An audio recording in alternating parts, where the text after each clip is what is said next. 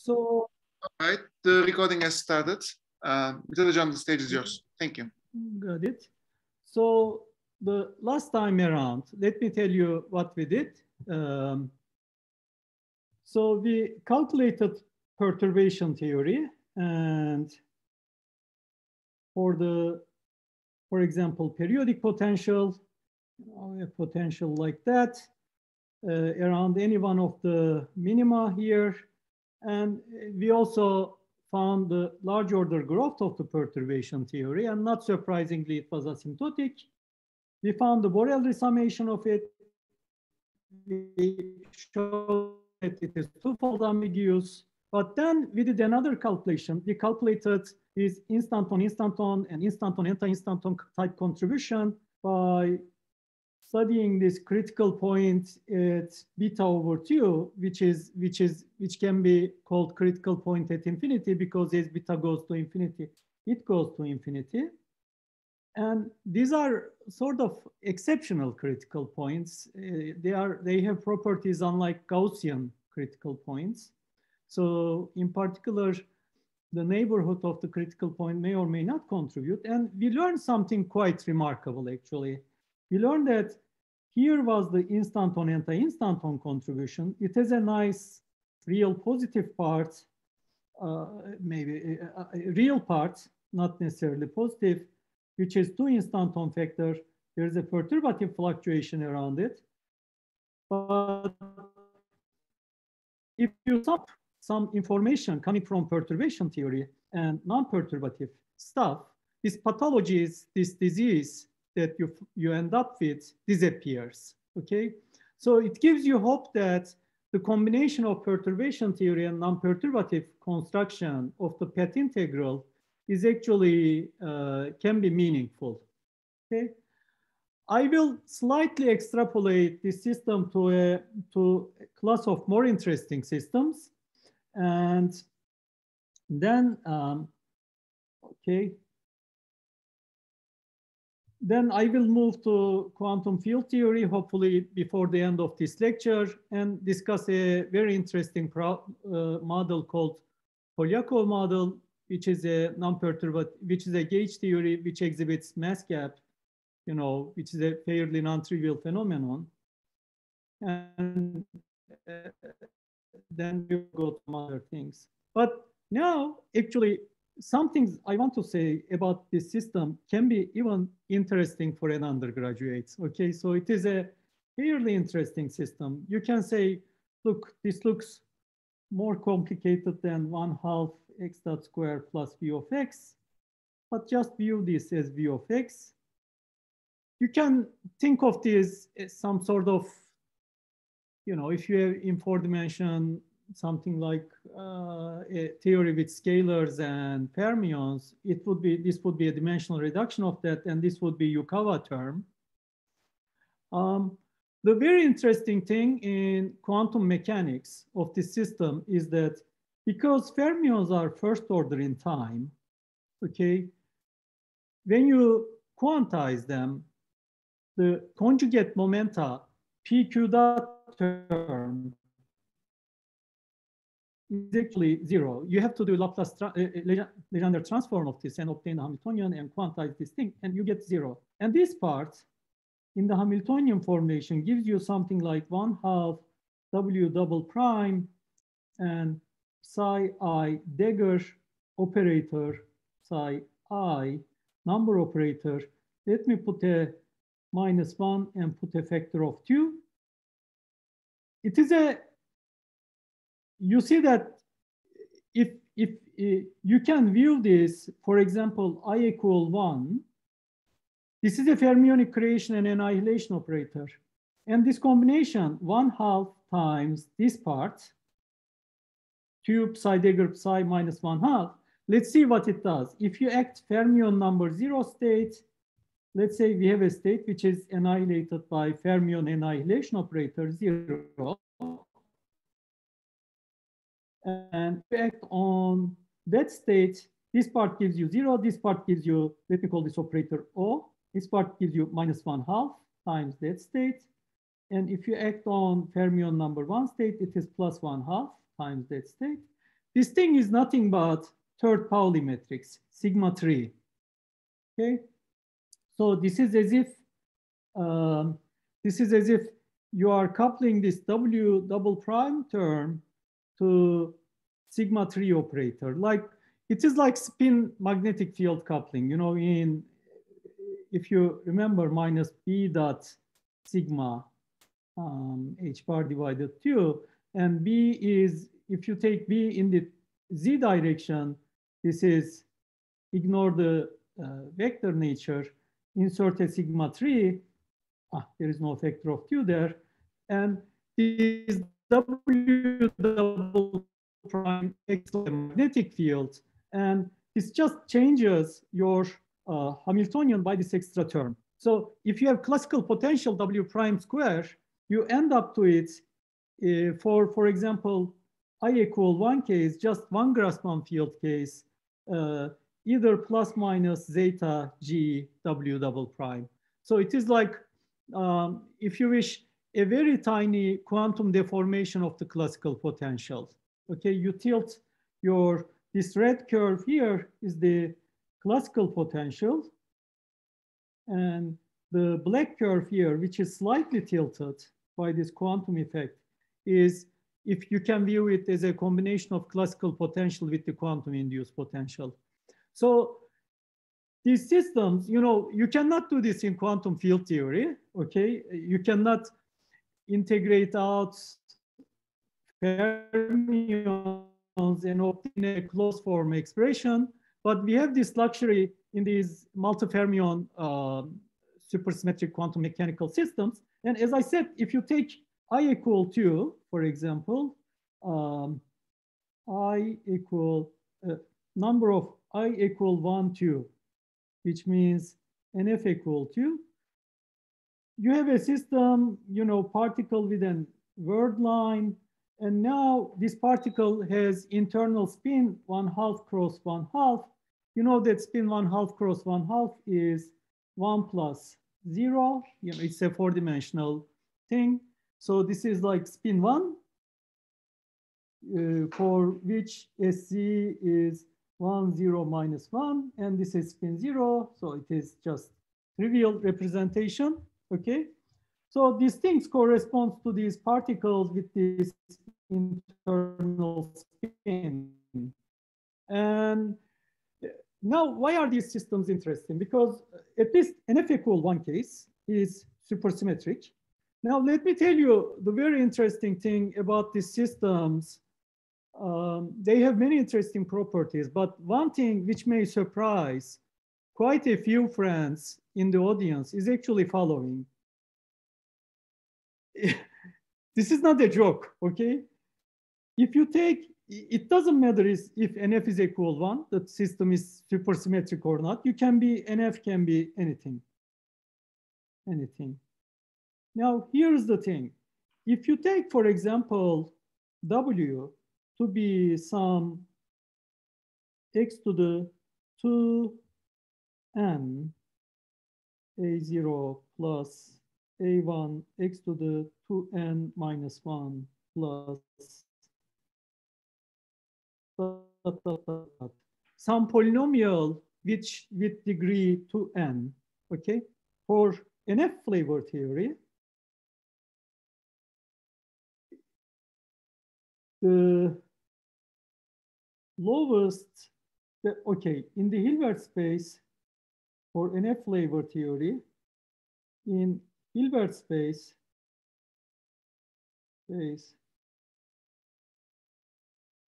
NF states are exactly solvable.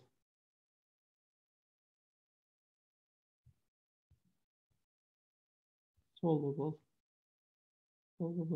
So you may actually, you see, I told you that you can take W to be quite generic like this. They are exactly algebraically solvable. And you may know that in quantum mechanics, the class of exactly solvable systems are quite rare in reality. But in this quantum mechanics, it doesn't matter what you choose your W to be, okay? As long as here it is a even order polynomial. Okay, a polynomial with degree to n, it doesn't matter. These lowest states in the Hilbert space, not lowest n states actually, out of lowest two NF states, n of them are exactly solvable. If you have supersymmetric system, for example, only one state is exactly solvable, algebraically exactly solvable. These systems, as I said, n equal 1 is supersymmetry, nf greater than 1 are related to something called quasi exactly solvable.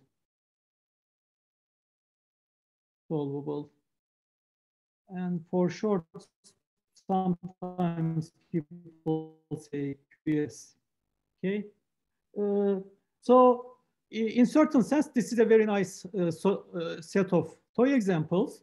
And I can actually restrict to a certain fermion number sector because the fermion number operator and hat for fermion commutes with the Hamiltonian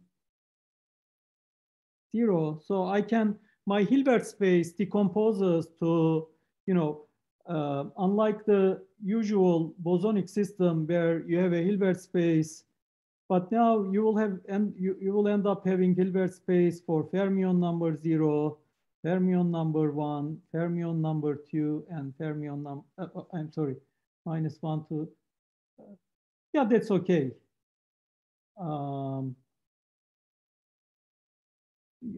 Okay, you will end up with this kind of structure. So for spin 1/2, you will have fermion numbers 0 and 1.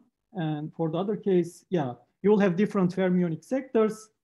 Actually, for NF equal 2, there will be 4 sectors because, you know, this technicality is not important. But so I just wanted to say that it's a very quite interesting theories. Now, if you go back, for example, these systems at the classical level obviously have instantons. You can tunnel from here to there at the classical level.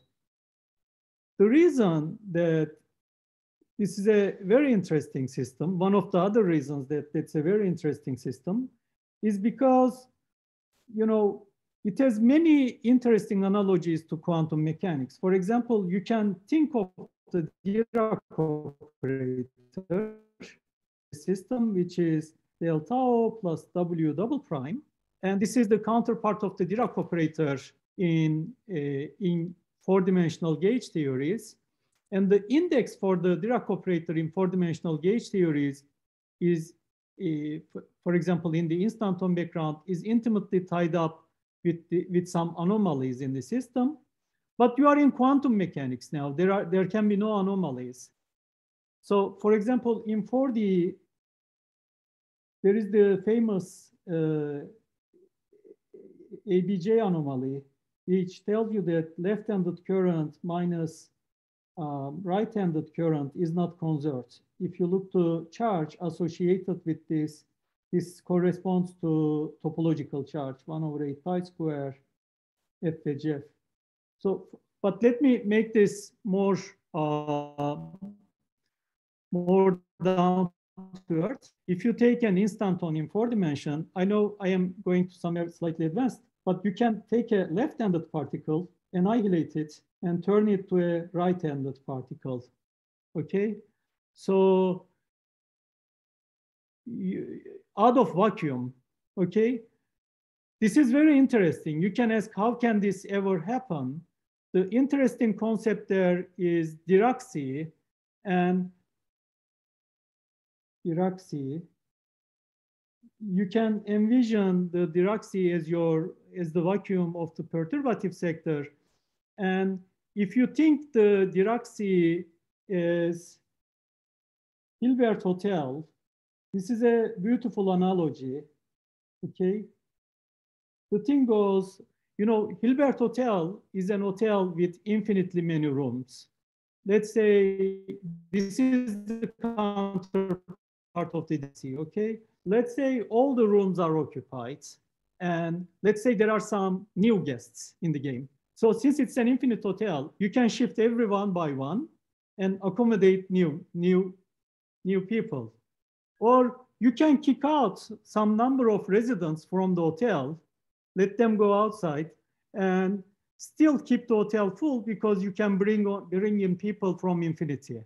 Okay, this is the quite beautiful Hilbert's hotel analogy, and in four dimension it is like that. But the interesting thing in quantum mechanics is that there are no Hilbert hotels in quantum mechanics. The Hilbert spaces we are talking about are finite dimensional.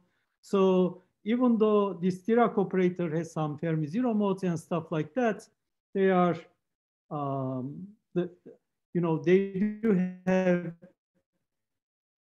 slightly different implications. Mithat Hocam, But now, yeah. Sorry for the interruption. Can I add something? Mm-hmm. I mean, there is this beautiful video of the YouTube channel Veritasium. Maybe some of you already know it, about the Hilbert Hotel, like a detailed description of these phenomena, etc. I just want to share the link in the chat. Yeah, please do so. That is fantastic, because if you are going to learn about anomalies in quantum field theory, that is by far the best analogy I ever know. And actually, I first learned this, arkadaş, I first learned this from somebody you know, John Preskill. He has these QFT lecture notes and handwritten ones, and I was reading them 1 million years ago. I didn't know, and I saw this analogy. I said, "Oh gosh, this is really pretty," and it is very real. And but here also, please, for the young friends, I bet that whatever I said may confuse you, but learn this analogy of the Hilbert Hotel. It will help you with the ABJ anomalies in various dimensions, 2 and 4 dimensions, they are present. And here in this dimension, in quantum mechanics, well, as I said, the fermionic Hilbert space, well, it's only 2 states. You know, there is empty, there is full. Okay, so there are only two well, one room. I shared the link in the chat. It also explains like the Cantor's diagonalization proof of the countable and uncountable infinities, etc. It's really beautiful. Perfect. And this is yeah. So and this toy model, so you can still work with the index theorem for this Dirac operator. It doesn't matter. So it's an integer, even in quantum mechanics. Okay. So, but let me stop on that for now. Okay. All I want to say is that this example is a wonderful toy example for understanding some of these correspondence between QFT and quantum mechanics. Now go back to the instanton discussion. For example, things, thank you very much, Soner, by the way, for this link. Things tunneling in between instanton, or instanton, anti-instanton, stuff like that, okay?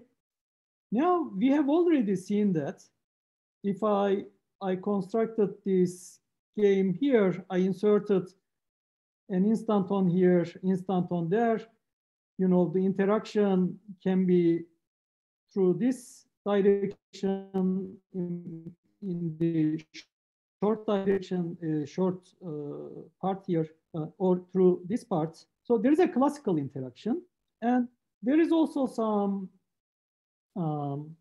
some correction which is coming from the effect of the fermions. Okay, now here is the thing in this system.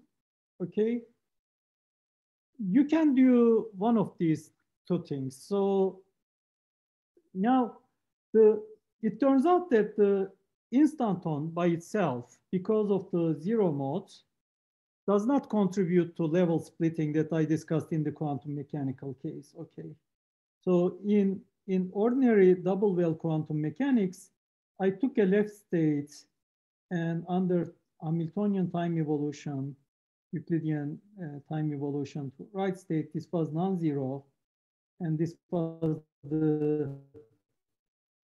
and it was proportional to exponential minus s instanton. This was the instanton factor, tunneling factor. But here in this other system, actually you can anticipate that. You can view it in two different ways. One of them is really this, and invert this. Clearly, naively, and this gap here is order h bar, okay? It is really a quantum tilting rather than classical tilting. So this deformation here is really, I put G here, there is no factor of G there, and I told you G always comes with the factor of H bar. Okay, this is very important. If it was a classical tilting, you could put on the tilted part infinitely many states, morally speaking. It doesn't matter what the tilting is in the quantum mechanical limit. But with this quantum tilting, there's only one state or two states. And you see that actually instanton should not contribute, because you see that if you go from here to there, you are not in the vacuum state of the, let's call this left, right, left, right, left, right. You see that you are not on the vacuum state of the right valve. Okay, there is no state that you can talk with. So, in fact, in this quantum mechanical system, with these fermions, I'm sorry, right exponential minus beta h left is actually zero. The instanton effect is zero. And another way to understand this is really this instanton. I told you there's an index theorem. It has some fermionic zero mode, and it turns out that because of that fermionic zero mode, it cannot contribute. But on the other hand, so in the system at leading order, in these non-perturbative topological extensions, there is no contribution to vacuum structure. But there are second order effects. And there are multiple ways to understand them. One of them, I briefly alluded yesterday. One of them is this. Actually, I told you that in this inverted setup, you can solve the following equations of motion, which is d square z over d tau square is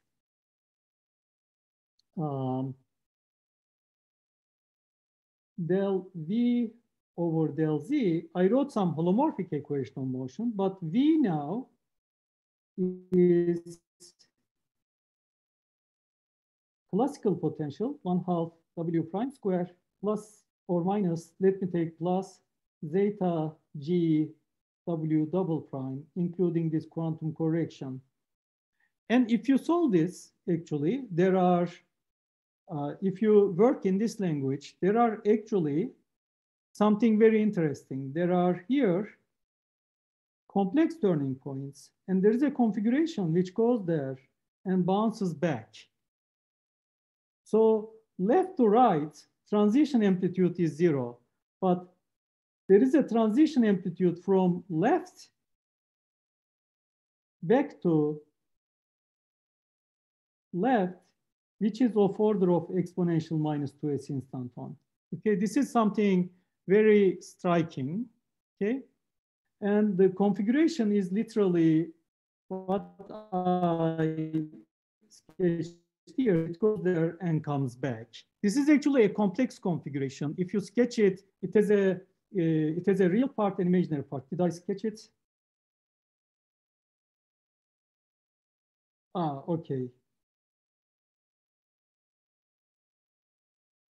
So this is the real part, goes to the other side and comes back. And there's also imaginary part, which goes to zero asymptotically. Okay, but I will come back to this because there is even more interesting story here. But okay, but there is another way to tackle this system. Let me slow down. And you can actually, in this interaction that I have written down, this part has the factor of 1 over g. This is classical, this is quantum. So you can work with the standard steepest descent. But the part you have to take to your steepest descent is this part, and you have to view this part as part of the integration. Okay, let me say what I mean. So there is an integral over the separation between these two instantons. This is the classical interaction, and this is the fermion-induced effect. Okay, fermion-induced, and this is classical. You see that beta over 2 is still a critical point, but you also see something very weird. The contribution of the critical point as beta goes to 0 because of this fermionic factor gives you 0. But on the other hand, I told you that one needs to integrate over this whole cycle. Okay, this is your steepest descent cycle. And if you do this for example, instanton, you get some nice results for instanton, anti-instanton. Oh, steepest descent for instanton and instanton is this from here. And in this case, steepest descent is this, okay? Let's say you do this integral and you find the amplitude for these two types of topological configuration. One of them is really, you know, if I sketch this potential like that, the configuration which goes there, oh, no, the configuration which goes to the middle and continues all the way, instanton. The other one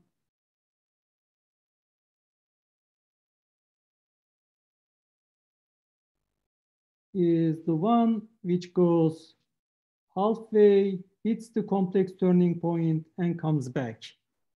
If you calculate these two, their amplitudes are almost identical, except for this phase. Exponential plus minus I pi zeta. And zeta, somebody asked me a question, how this whole thing works in supersymmetric theory. You know, somebody said that, you know, it should not work in principle in supersymmetric theory. I just want to bring to your attention something very interesting now. Okay. If you look to this expression, that is cosine zeta pi plus minus I times sine zeta pi. And for supersymmetric theory, zeta is equal 1, actually, okay? And for non-supersymmetric theory, zeta equals 0. Bosonic theory, zeta equals 0, okay? Now you see that, but you can take zeta to be any real number. You see that when zeta is not an integer, there is always some imaginary ambiguity. Keep this in mind, okay? Now, good. So my story is one needs to understand these critical points at infinity very carefully and calculate their contribution. And in some cases, this comes out to be the leading contribution. Okay. And as I said, the equation that one needs to solve are these things. If I write it in components, they come out to be like that. D square x, the tau square is plus del v real part over del x, and d square y dt squared minus. So this is the funny thing. If you were to do, you know, in Euclidean time, if you were to work on two-dimensional space, you would get both of these signs plus these signs in 2D Euclidean space, in 2D with Euclidean time.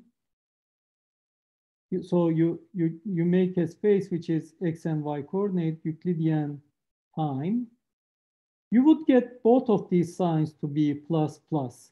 If it is Minkowski, of course, you know your Newton's equations, both signs are minus minus. But I told you that this quantum mechanics, we need to make everything holomorphic. And But if you write down this equation, this is like Cauchy-Riemann type structure. One of the signs comes out to be plus and the other sign comes out to be minus. And you actually find nice solutions to this. There is nice solution to this. And here is the interesting thing, very interesting thing in my opinion. Okay. And the solution for these things, actually, I told you that, for example, this is the steepest descent cycle. Normally, if you have a Gaussian critical point, the fundamental contribution comes from the vicinity of the Gaussian critical point. But for the critical point at infinity, we have seen that this point does not contribute at all. And the fundamental contribution comes somewhere from the tail of the thimble, tail of this cycle somewhere here. And this red point here is actually the solution of these things, exact solution of these things. That's where it comes from. This is the very weird fact, you know, that one wouldn't naturally expect, because yeah, an oddity of the critical point at infinity. And in this other case, in the attractive case, the critical point is somewhere in the complex domain, and this is this other solution. One of them, this one is instanton exact solution, like double instanton, go forward twice, like this. And this one is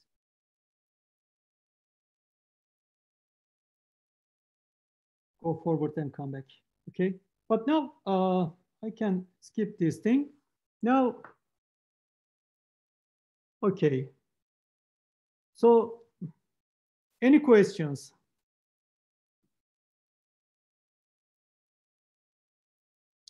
Okay. Now, I want to come back to that interesting question. So, for example, you can work out perturbation theory for the system, you know, which has potential like 1/2 W prime square plus minus zeta G divided by 2 W double prime. And did I put zeta? And N is level number. This is really a harmonic level number. So the harmonic energy is M plus 1/2 H bar omega, something that you know very well. Look at here, omega is set to 1, M plus 1/2. But this is the bosonic oscillator. If you have a fermionic oscillator Hamiltonian is psi dagger psi minus 1/2.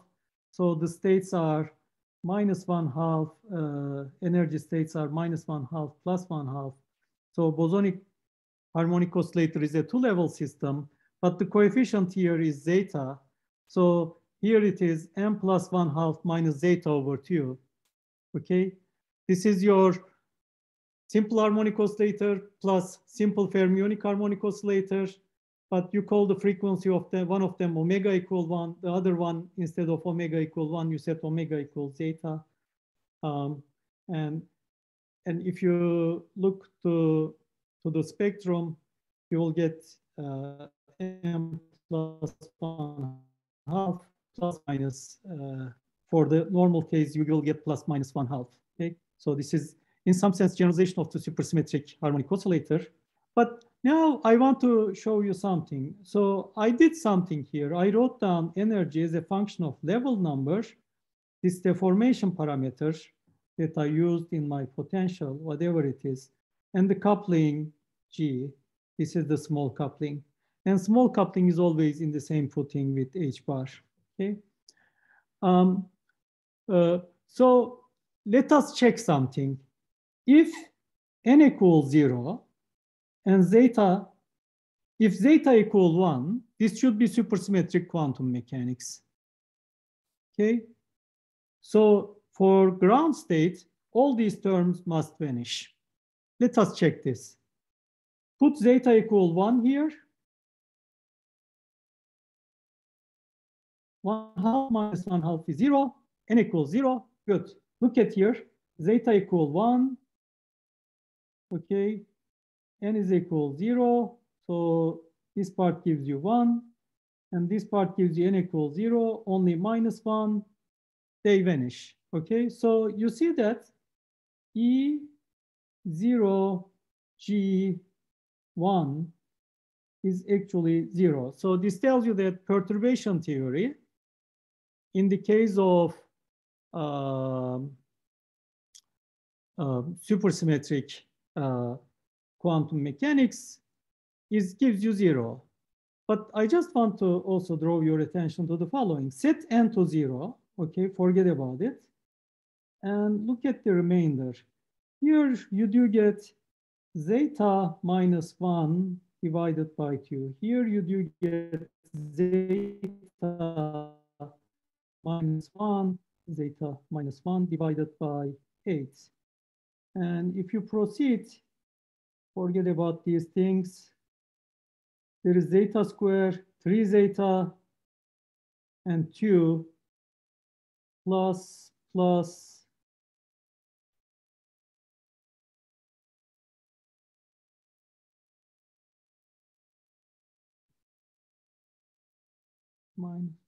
Oh, no, there's a minus. Okay, I confused myself. So there is a minus here, there is a plus here, there is minus. Look, for a moment, minus 2 plus 3 zeta minus zeta square. Let's make this plus, let's make this minus, let's make this plus. It is zeta minus 2 times zeta minus 1 g square, okay? You see that even in supersymmetric case, the effect of this zeta is following. So this thing is always asymptotic and divergent expansion, but the expansion becomes something like zeta minus 1 times asymptotic divergent expansion. So if you take zeta to be 1, then this thing goes away, but it doesn't go away because something asymptotic does become non-asymptotic. Rather, something asymptotic is multiplied by 0. So you can think of this as follows. If you imagine this, the whole structure of the perturbation theory like Cheshire cats in Alice in Wonderland, okay? So in some sense, this is a magical cat which can disappear at instances, but the smile of the cat remains. And this is its distinguishing feature. Even in supersymmetric case, you can actually show that this asymptotic nature of perturbation theory is still there. The cat becomes invisible, but the smile, the fact that it is asymptotic divergent expansion is actually secretly there, okay? And this was a system that, you see, a friend of yours asked this question, and around 2015, we were receiving this question a lot, and people were sort of declaring that this program can never work because in supersymmetric theories there is counterexample. But and I was very curious about this structure. And now here is a figure that you may know with friends, my friend Jan Kozjas and other friends, Tin and Yuya Tanizaki. We sorted out this structure. We figured out this structure. It's a very neat structure. Yeah, I just wanted to mention that. And most of you probably know that Jan is now faculty at Boğaziçi. Tin, he was my postdoc. Tanizaki was also my postdoc, and Tin is faculty at Durham, and Tanizaki is a professor at Kyoto Yukawa Institute. So, and yeah, we sit down in a room in Boston, I remember very vividly, and we figured it out. But I don't want to go here too much. The main message I wanted to give, I think I provided. But if you look to perturbation theory, I said this is asymptotic, and there are these prefactors, and in this n factorial, n minus 1 factorial, n minus 2 factorial, so on and so forth. And actually, if you work out non-perturbative contributions, there are contributions of order of exponential minus 2s instanton. But you can see something very interesting happens. I said that when zeta equal 1, perturbation theory sort of becomes 0. That means that for zeta equal 1, non-perturbatively, there should not be any ambiguity either. But exponential plus minus I pi zeta for zeta equal 1 gives you minus 1. It becomes unambiguous. So this thing is satisfied for any zeta, but for zeta equal 1, this is individually 0, this is individually 0. Okay, this is the answer to that question. Okay. I can skip this part and skip this thing. Okay. So, but let me give you a little bit more intuition with pictures. Okay. So, as I said, for this system, this tilted double well, if you tilt it around. So first of all, let me stick with NF equal 1, supersymmetry case. If you have double well potential, double well, in that case, spectrum of Hamiltonian is actually positive. So the ground state is exponential minus 2s instanton order. It is not something of order of s instanton. And in this completely bosonized language, this is coming, just describe it with picture, but from this exact solution, which bounces back from this complex turning point and comes back. This is one case.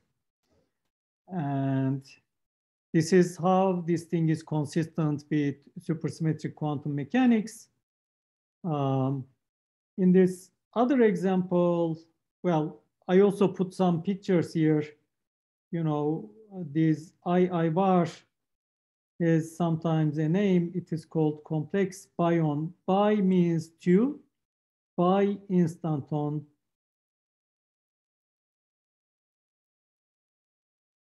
So it is short for that, bion. Okay, so you can have, I told you there are really 2 turning points there. So imaginary part can actually flip, go down. And there are these kind of complex configurations that can contribute. Well, there is also a real bounce, which is easy to find. It is completely real. There is nothing weird with it. And this complex configuration actually guarantees that semi-classics in this bosonized description is consistent with supersymmetry algebra, which demands that in supersymmetry algebra is this 2 Hamiltonian, and this implies that expectation value of Hamiltonian is actually something you can show that this algebra implies that expectation value of Hamiltonian is modulus square of this Q operator, supercharge operator acting on the ground state, but this is something positive. Hence, this is positive definite.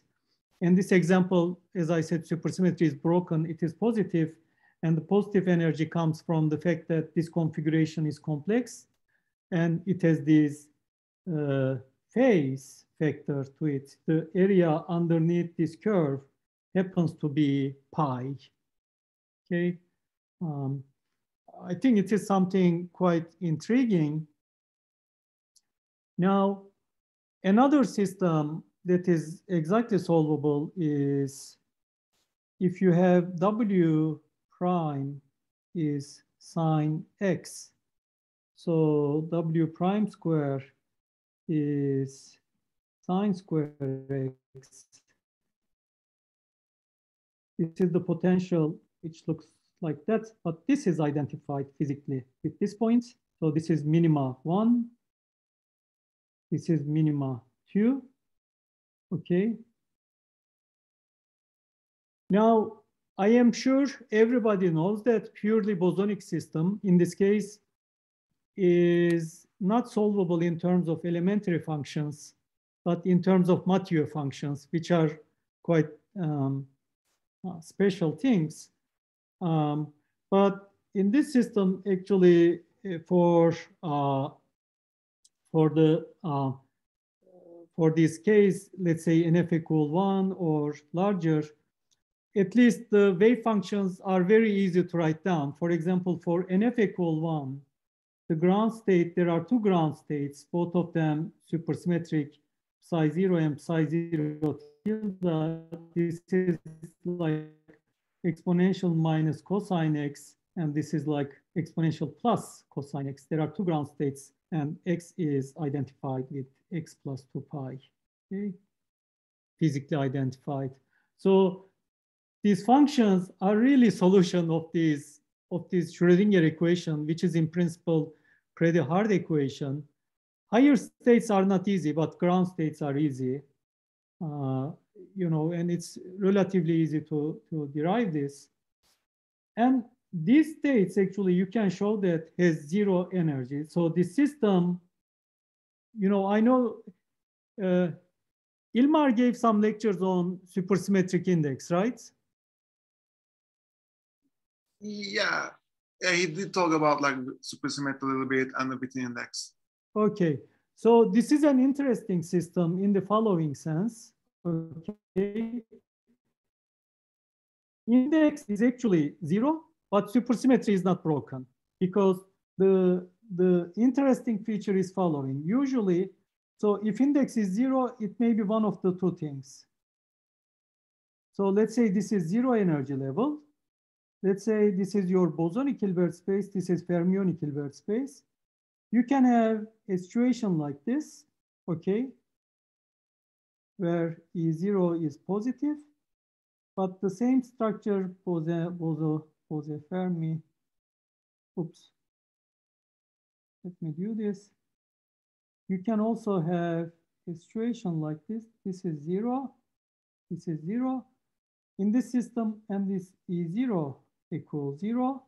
So number of bosons is 1 for the ground state. Number of Fermi states for the 0 energy state is 1. This is 1 minus 1 equal to 0. And this is 0 equals 0. There is no 0 energy level here, okay? So there is this subtle difference between, for example, this double well potential in which supersymmetry is broken and Witten index is 0. And in this case of periodic potential where IW equals 0 and SUSY is not broken, And this is SUSY broken spontaneously, okay?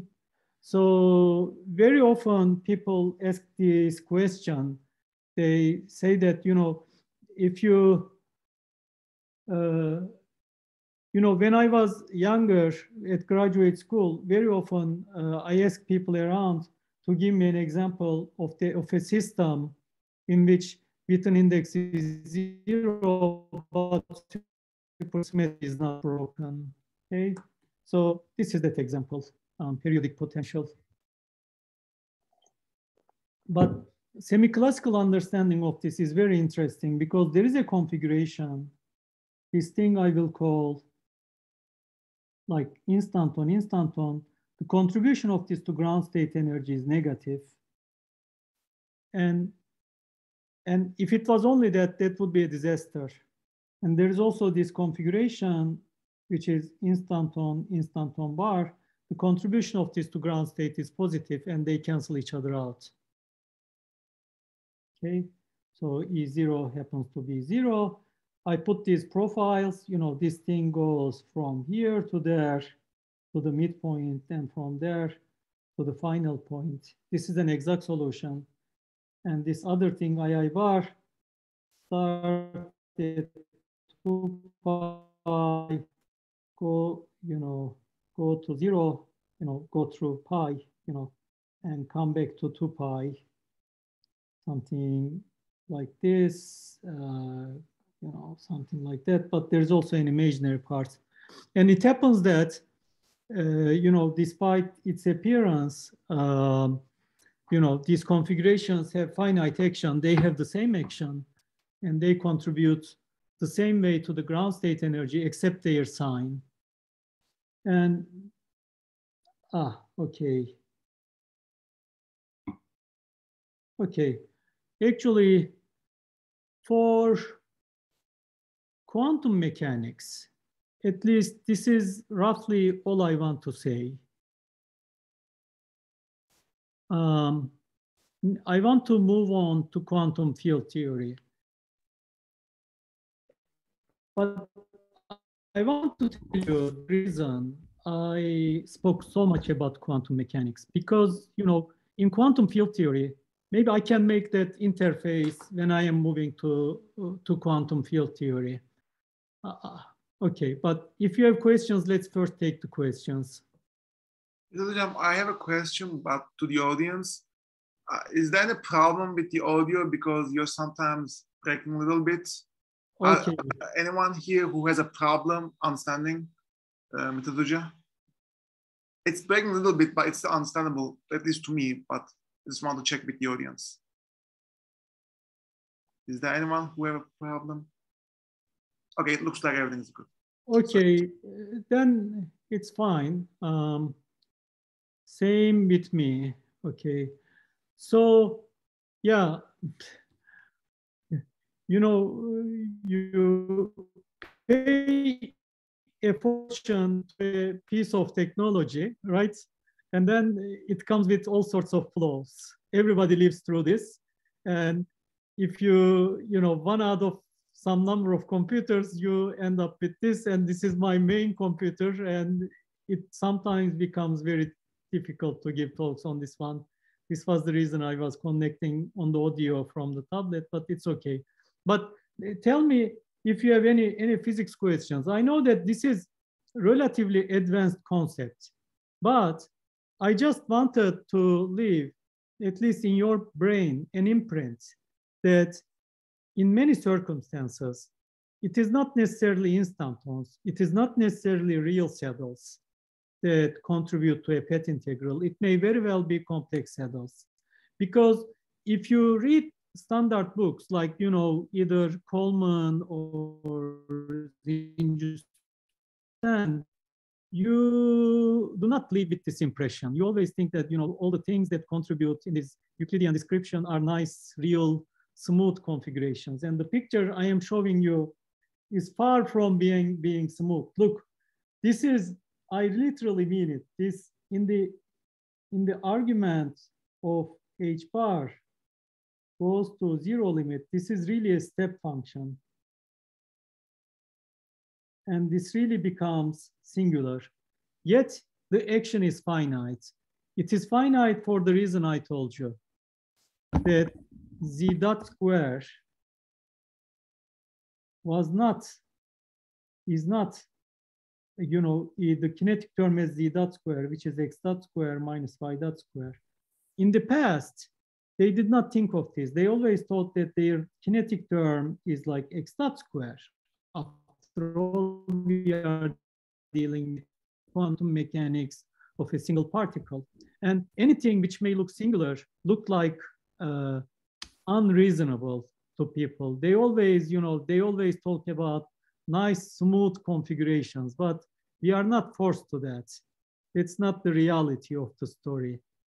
And we can get away with this because this sign is in between I x dot y dot is actually minus. And if there is, for example, a step function here, if you take derivative of it, well, first of all, if you make argument of h bar non-zero, these things will smoothen out. But if you really think h bar goes to 0 limit, then you have to give it a precise meaning by regularizing it, and regularization can happen by making H bar slightly complex. Mithat Hocam, izin verirseniz bir şey sorabilir miyim acaba? Tabii ki. Şimdi biz periyodik potansiyel içerisinde sadece bir tane kompleks biyon ve bir real biyon mu var? Bu periyodik potansiyelde zannederim öyle. Ve bunların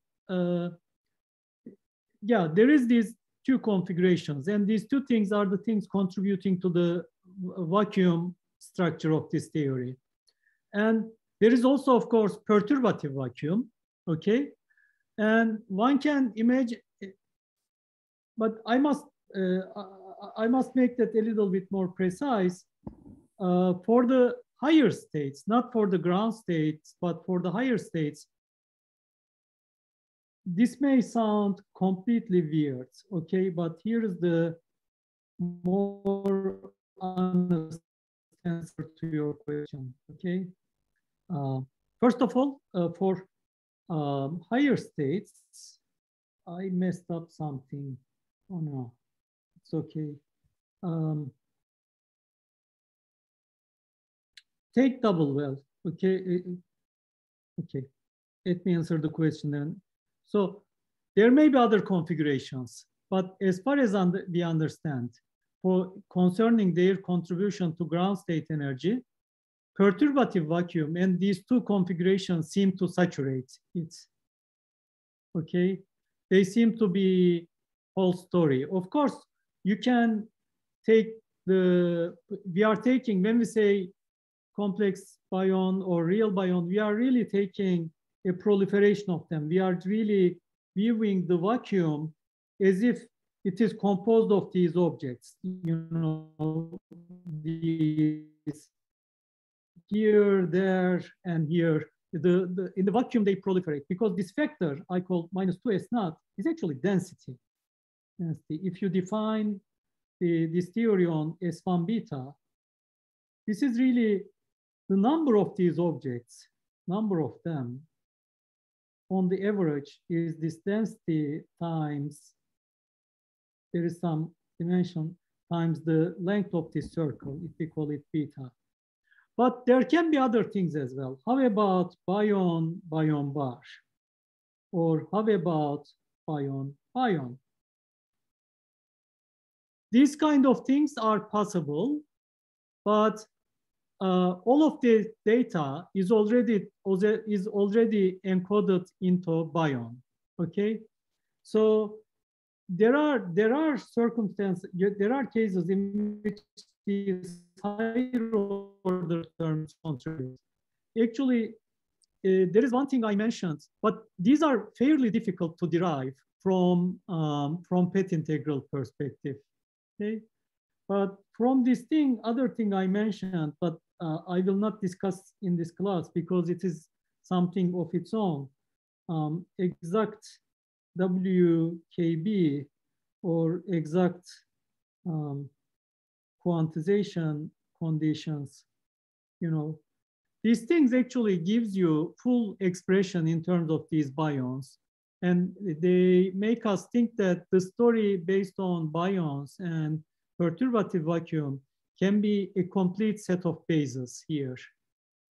So this is the final answer to your question, actually. It may form a complete semi-classical basis in this problem. But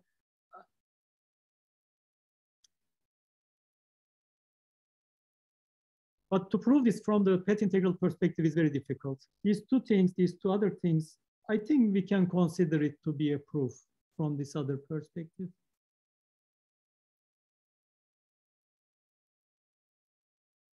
Did you have some motivation for that question? Other motivation? Hocam bir de şöyle bir şey var mı mesela? Periyodik potansiyel altında diye hesaplarımızı yapıyoruz ya. Mesela böyle bir en large limit gibi bir şeyler var mı burada da? Large n? Evet. Of course. That's actually a very interesting thing. Let me go. Oh, I recreated my page. So actually, you can do the following. This is the following problem is in quantum mechanics. If you want to master one problem, okay, if you want to master one problem, that will be most important for you throughout your physics life. It is the following problem. Take a circle. This is your target space, Q. Okay. Identify Q of tau with Q of tau plus 2 pi n. This is your parameter. Okay, so I identified Q physically with 2 pi n. I put number of minima. I could have identified with maybe 2 pi. That's also okay. Okay, let me identify with 2 pi so that everything will be nicely. Let me identify with 2 pi, but let me say the potential U of Q is minus cosine NQ, okay? So you can think that there is a potential here, and the minima Q min are located at 2 pi divided by capital N J. J is equal 0 or 0 to n minus 1, okay? This is a particle on a circle, but on the circle there are n minima, and each one of them has harmonic minimum, right? This is a very nice potential like that. But the physical identification is you identify this point, that point, which are, 2 pi apart, but this point here is located at 2 pi over n, okay? I think this system is a wonderful prototype for many interesting things. You can actually do multitude of interesting things with it. And in particular, you can, for example, keep n finite, okay? If you think of this system, the ground state is actually here, n-fold degenerate. All of these things are degenerate. But you know that there is a tunneling amplitude. This is now bosonic, okay? This is purely bosonic system. And you may actually know from your solid state class or condensed matter class something called tight binding approximation. So, and this system appears in many contexts. You can see that it is actually a lattice system with n sides, and you periodically identify the lattice after n points, okay? So perturbatively, there is this n-fold degeneracy. Perturbative states, let me call 0, 1, 2, dot, dot, dot, dot, up to n minus 1, okay? N-fold degeneracy. But of course, we know that there are tunneling events between these, okay? Nearest neighbor minima. And of course, there is also the notion of the winding number here. You can, if you take this system, you can also, winding number configuration is this configuration, which goes all around. And winding number 1, and this system, this thing has winding number 1 over n, okay? And this is even richer than that. You can also put an Aharonov bond phase, something in the middle here. So some magnetic flux, E, and that in field theory can correspond to topological theta angles. Okay? Topological theta angles. This system provides a prototype for many things in quantum field theory in the following sense. There are instantons, genuine instantons, which goes around the cycle. Those are classified by pi1 of S1, which is integer. But there is also this discrete topology. And so you can actually see that this object is a finite action object. But you can see that it's actually a composition of these fractional instantons. So this is a system with usual instantons with winding integer, but fractional instantons with winding integer divided by n. Okay, but okay, this system has many. I can actually tell you that this system arises if you do a very interesting dimensional reduction of Yang-Mills theory. If you start with 4D Yang-Mills theory, okay, 4D Yang-Mills theory, start with R4, okay. If you do the following compactification, if you compactify to a T2 S1 times R, and there is something called 'to Hooft flux insertion. It is like inserting some, external field. It is something very well known in gauge theory, but never mind. If you insert some flux through here and make this thing, make this part small, you can actually reduce this to quantum mechanics problem on small T3 times R. So the Yang-Mills theory, pure Yang-Mills theory, reduces to a quantum mechanics problem. And the quantum mechanics problem, it reduces to, and you know that in Yang-Mills, with SUN gauge theory, you can talk about large N limit, you can talk about all sorts of things.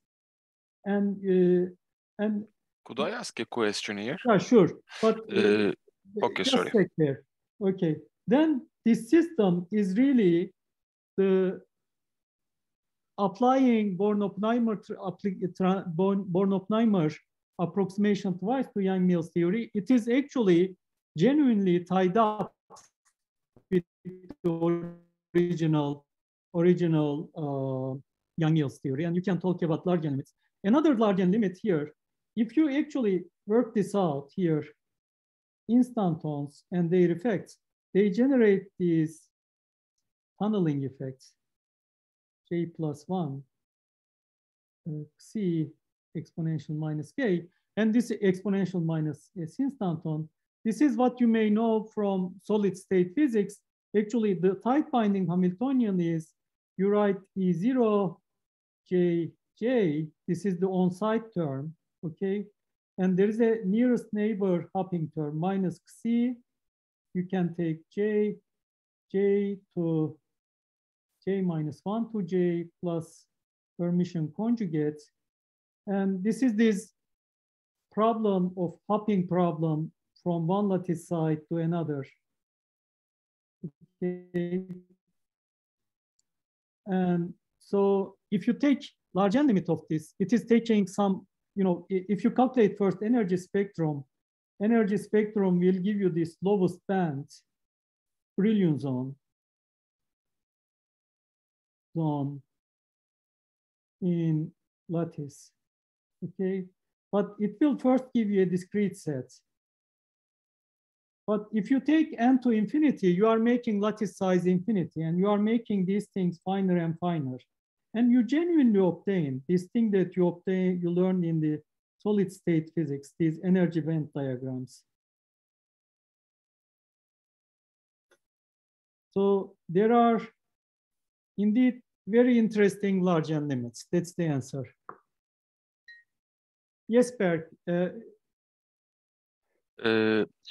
You were referring to an example about the topological structure of space, and then we made the torus very small, and we considered it as a flux. Is this dimensional reduction? This is not naive dimensional reduction. It is a version of dimensional reduction. I can tell you what people did in the past. So you can do the following, okay?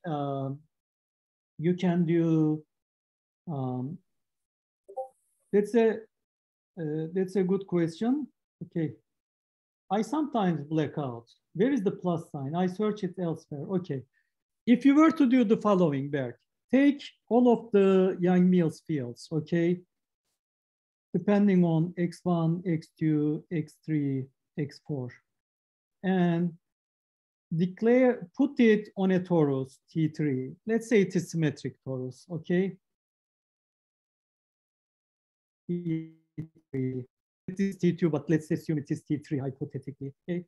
Well, I could have drawn a cube and identify different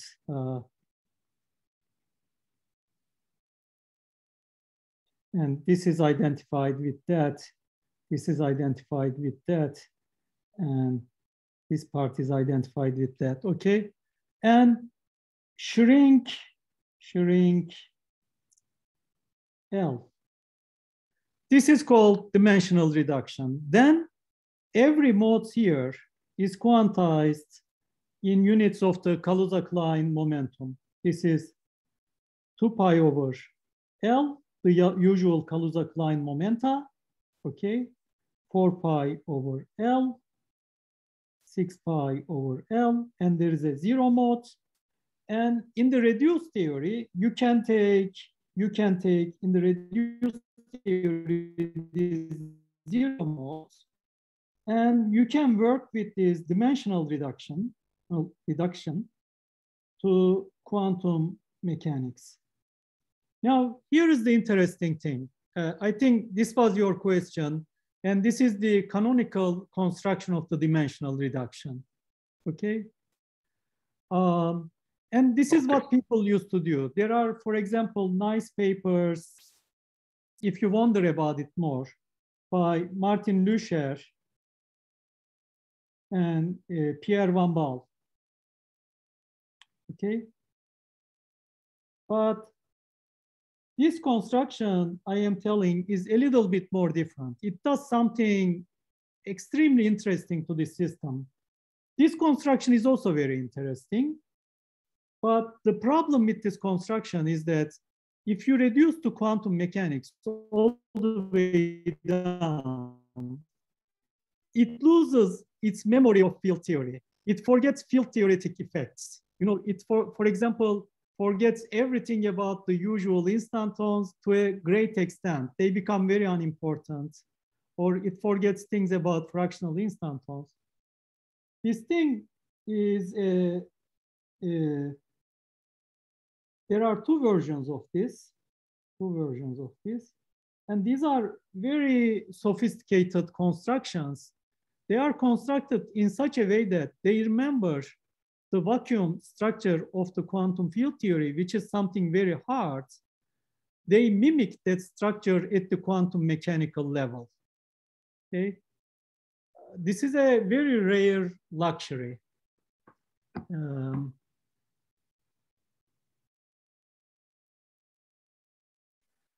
I understand. Thank you. Sure. And the reason I actually love this example, this quantum mechanical example, because it is a relatively simple system. And if you are really looking in the tight binding approximation, I bet some of you may have solved this problem. Look, it is a standard problem in Sakurai. There is a section about it. Or in any solid state book, if you look to tight binding approximation, this is the, they do not say this. This is the instanton factor, tunneling factor. Maybe they say this, okay? And this is the hopping term. It is something solved very often. But it is very intimately related to some, very interesting gauge theories.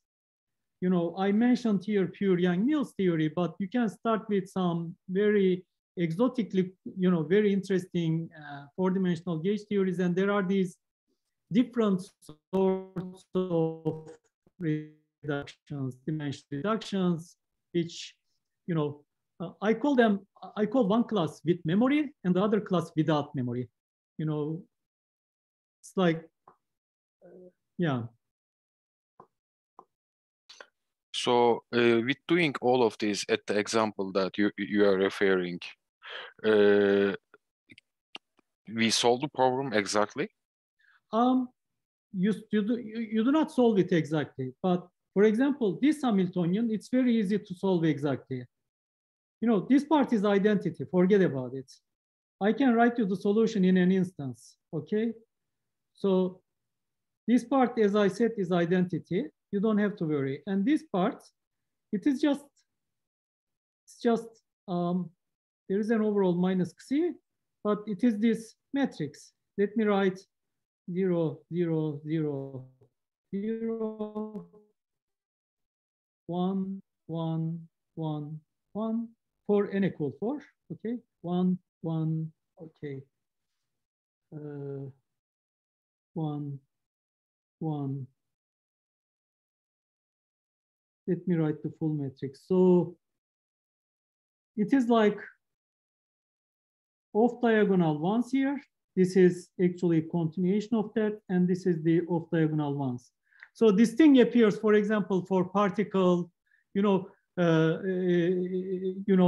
coupled harmonic oscillator as well. But you can easily diagonalize this. Actually, if you look at here, it's very easy to diagonalize that. If you introduce the momentum basis, omega exponential 2 pi I k j divided by n j 1 over root n. This space is diagonalize it, and you obtain energy as a function of k as cosine 2 pi k divided by n with a minus xi sign up front.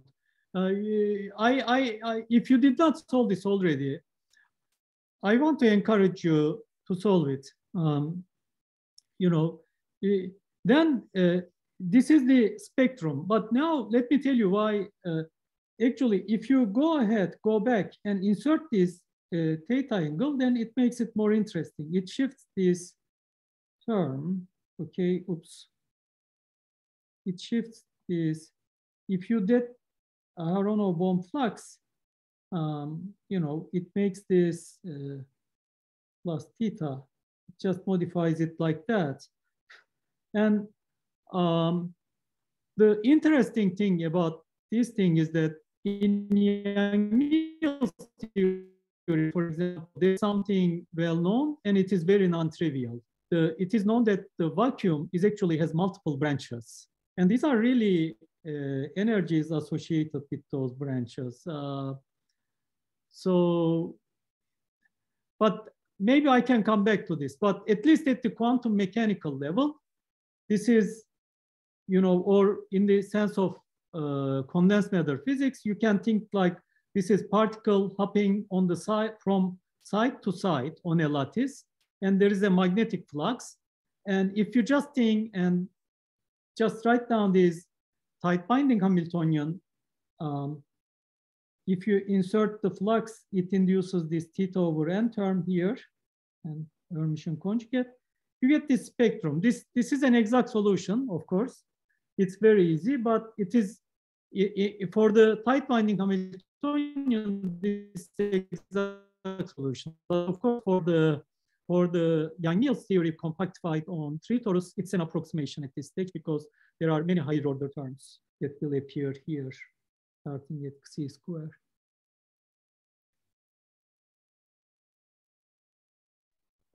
But what we get isn't related to QCD, right? It is related. I mean, because we make something like dimensional reduction. Yeah. But how do we get information about the Yang-Mills theory? Oh, okay. So here is the thing.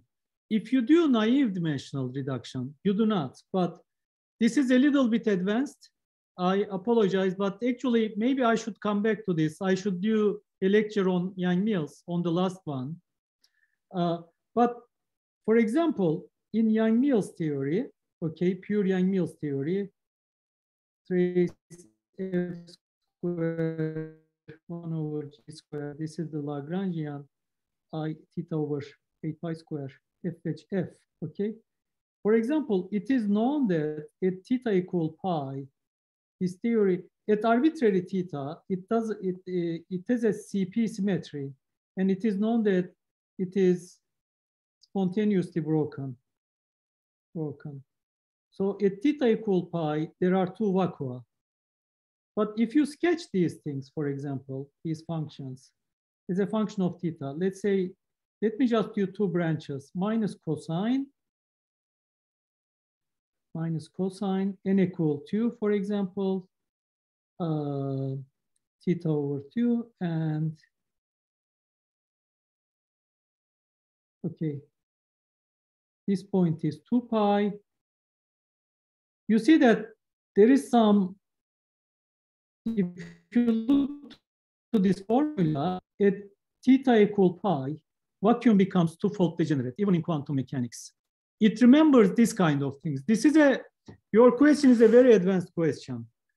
The question is this: how can you make a quantum field theory remember some of its non-perturbative aspects when you do compactification?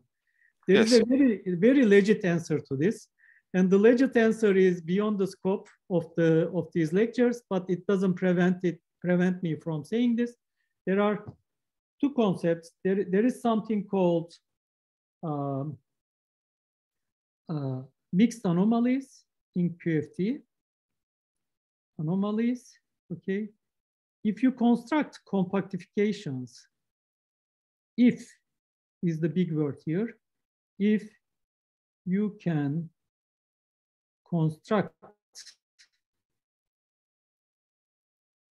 compactifications, dimensional reductions, which respect to the mixed anomalies, that puts a tremendous constraint. It allows you to continue. It allows you to, it puts a constraint on possible phases, and some things becomes, that gives a chance for continuity, adiabatic continuity without phase transition. That gives a chance to have continuity. This is something, the notion is called adiabatic continuity. Sometimes, okay, you may have something very difficult. If, by the way, the statement I will make is a little bit, it will sound like philosophical, but please pay attention to this because I think it's important. There may be problems in your life, as there are in physics, that are, let me go to physics, not in your life, okay, physics, that may look untractable. There are many problems in Yang-Mills theory, QCD and other places that seem completely untractable. This is also true in many condensed matter systems, in strong coupling regimes, okay? Many problems, strong coupling, many problems are completely untractable. Okay. But let's say this is your phase diagram, and this is your parameter 1, parameter 2, okay, parameter 2. Let's say parameter 2. Let's say the strong coupling regime is somewhere here, but weak coupling regime is somewhere there. Okay. In physics, very often, for example, in all four-dimensional gauge theories, if you take R4, compactify it on R3 times S1, all of them have phase transitions, no single exception. Okay. So, but when you compactify it, you actually have a chance to go from strong coupling to weak coupling. And almost universally, one may imagine that there are phase transitions on the way. So one cannot go from this side of the story, which is strong coupling, to this side of the story, which is weakly coupled, okay? But there are very interesting compactifications nowadays, okay, since last 15 years or so, which actually allows you to go from one regime to another regime without having the same picture as before, okay, without having phase transitions. But this is strongly coupled. This is weakly coupled. This is very interesting because there are many problems that you cannot even touch here. And you can literally solve them here. But if there are no phase transitions in between, you know that these are in the same universality class. If you can prove absence of phase transitions, it is the next step. But as I said, this is actually a sort of research level question, you know, not maybe suitable for lecture. And for example, this standard construction, okay, when you compactify R4 to R3 cross S1 is actually turning on a parameter. It's finite temperature quantum field theory, okay, in the usual setup. And if you increase the temperature, for example, you started with something like ice or something like that, you increase the temperature, it will melt. It will turn into vapor. If you increase even more, it will turn into gas. And it's not any different for protons and neutrons and nuclei. If you increase the temperature high enough, they will melt. They will turn into some quarks and gluons, some, you know, melting or melted stuff, melted parts, okay? But so naively, it looks very quite non-trivial to have some compactification which preserve, you know, these phase structure. But this was actually, this is something that started around 2007, 15 years before now, and it grew out to be a huge sector. And this very sophisticated dimensional reduction I mentioned in quantum mechanics is something of that kind. Okay. If you do these very exotic things to your field theory, it remembers, even when you go to quantum mechanical limit, it remembers some very interesting aspects of the theory. For example, it remembers that CP is broken at theta equal pi. The reason that we call them mixed anomaly, it's because there are two discrete, there are two discrete symmetry broken. Yeah, there are usually, in the common story, there are usually two discrete symmetries, something like one symmetry and another symmetry. And if you gauge, so, and there is some relation between them, which is summarized by something called anomaly polynomial. This is, again, beyond the scope of this class. And that polynomial, if you can construct compactification that respects that polynomial structure, then you preserve this mixed anomaly, and some constraints on the phases are same either on large circle or small circle. It doesn't matter, large torus or small torus. Yeah, it's something like that. Actually, what I can do is tomorrow I can do something relatively advanced. Now, I was actually planning to go to Polyakov model today. Either I can work with Polyakov model tomorrow and show mass cap. Maybe I can do something very interesting tomorrow, you know, about some construction about the mass cap problem in Yang-Mills theory, and also say some things about this notion of adiabatic continuity. This is something that our condensed matter friends use a lot, and also in quantum field theory, as I said, it became quite common to use it. And yeah, maybe I can make an interesting class about mass gap problem in Yang-Mills theory, and or something related to that tomorrow. And okay, maybe, okay, we will not go to quantum field theory today. But okay, any other questions? Hocam benim 2 tane var ama isterseniz bitirdiysek öyle şeyleri sorabilirim. Oldu, bitirebiliriz. Sonra ben Türkçe'de konuşabilirim o zaman. So Mithat hocam, is this a good place to stop? Yeah, I think it's a perfect place. Okay, before we stop the recording, are there any questions from the audience?